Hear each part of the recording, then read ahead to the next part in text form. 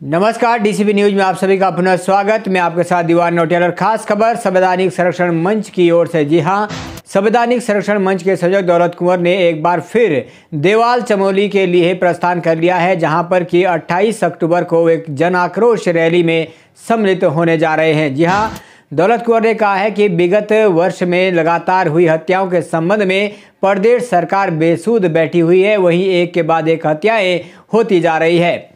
इस प्रकरण को लेकर सबसे पहले जहां पिंकी हत्याकांड होता है, उसके बाद अंकिता भंडारी हत्याकांड होता है, उसके बाद मुकेश जगदीश कुमार और फिर इसी तरह मोनाली, सुनील कुमार, वीरेंद्र राय की लगातार हत्याएं होती है। लेकिन उस पर प्रदेश सरकार की कानून व्यवस्था जस के तस नजर आ रही है। इसी संबंध में आज एक बार फिर, क्योंकि इससे पूर्व भी दौलत कुंवर धरना स्थल पर बैठे थे, जहां से कि उनको पुलिस के बाहुबल द्वारा उठाकर देहरादून उनके आवास पर छोड़ दिया गया था। लेकिन एक बार फिर कार्यकर्ताओं ने यह सुनिश्चित किया है कि प्रदेश सरकार के खिलाफ एक जन आक्रोश रैली निकाली जाएगी, जिसके लिए कि संवैधानिक संरक्षण मंच के संयोजक दौलत कुंवर को वापस बुलाया है, जिसके लिए आज दौलत कुंवर यहां से प्रस्थान कर चुके हैं।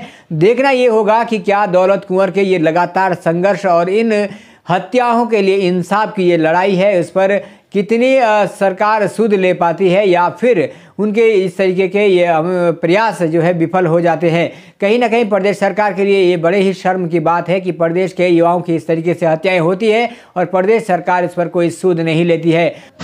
संवैधानिक संरक्षण मंच के संयोजक दौलत कुंवर ने कहा है कि लगभग 7 हत्याएं हो चुकी है, जिसमें कि 6 हत्याएं अनुसूचित जाति के वर्ग की हुई है, तो वहीं एक हत्या अंकिता भंडारी की भी उसमें शामिल है। और अंकिता भंडारी की हत्या प्रकरण को लेकर जहां प्रदेश विपक्ष के कद्दावर नेता हरीश रावत अंकिता भंडारी के गांव पहुंचते हैं, वहीं प्रदेश के मुख्यमंत्री भी अंकिता भंडारी के परिजनों से मुलाकात करते हैं और लाखों रुपए का जो है मुआवजा राशि भी स्वीकृत करते हैं। लेकिन वहीं 6 जो अन्य हत्याएं अनुसूचित जाति वर्ग की होती है, उस पर कोई भी नेता सुध लेने के लिए तैयार नहीं है। क्या इस तरीके की जातिगत राजनीति में बांटकर इस तरीके की हत्याओं को इग्नोर किया जाना कितना उचित है? वहीं प्रदेश सरकार की कानून व्यवस्था पर भी ये बड़ा सवाल खड़ा करती है।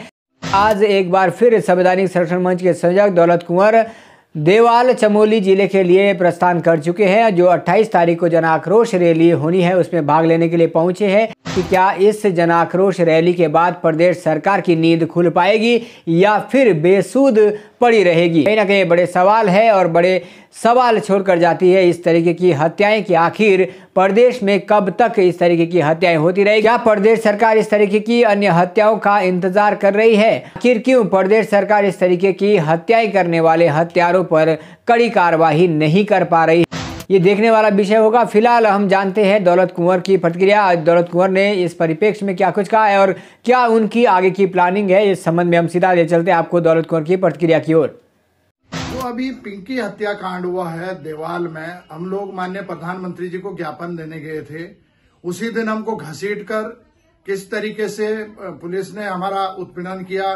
दूसरे दिन बकायदा हेलीकॉप्टर में बिठाकर मुझे जो है जोलीग्रांट छोड़ा गया, वहां से फिर घर छोड़ा गया। इस पर हमारे कार्यकर्ताओं द्वारा एक बहुत गहन मंथन किया गया और मुझे ये कहा गया कि आप दोबारा फिर वहीं पर जाओ। किस तरीके से अन्याय पर अन्याय हो रहा है। पहले पिंकी को गोली मारी जाती है, फिर उसके बाद अंकिता भंडारी, फिर उसके बाद मुकेश कुमार, फिर उसके बाद जगदीश चंद, फिर उसके बाद मोनाली, उसके बाद सुनील कुमार। और अब देखिए एक नया मामला और आ गया है। वीरेंद्र राम एक दुकान चलाता था, 28 साल का था वो, अपने माँ बाप की सेवा करता था और घर जा रहा था शाम को दुकान बंद करके। रास्ते में मोटरसाइकिल के पास में उसकी लाश पड़ी हुई थी और उसका बैग गायब था।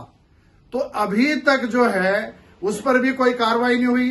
टोटल मिलाकर 6 हत्याएं हो चुकी है और धामी सरकार सो रही है। मैं आपसे निवेदन करना चाहता हूं, क्योंकि 28 तारीख को जन आक्रोश रैली है वहां पर उनके द्वारा रखी गई।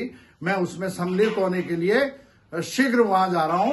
आप सब पत्रकार बंधुओं का बहुत बहुत धन्यवाद, बहुत बहुत शुक्रिया। आज की खास खबर में फिलहाल इतना ही। आगे के लिए बने रहेगा डीसीपी न्यूज के साथ। तब तक के लिए हमें दीजिएगा इजाजत। नमस्कार।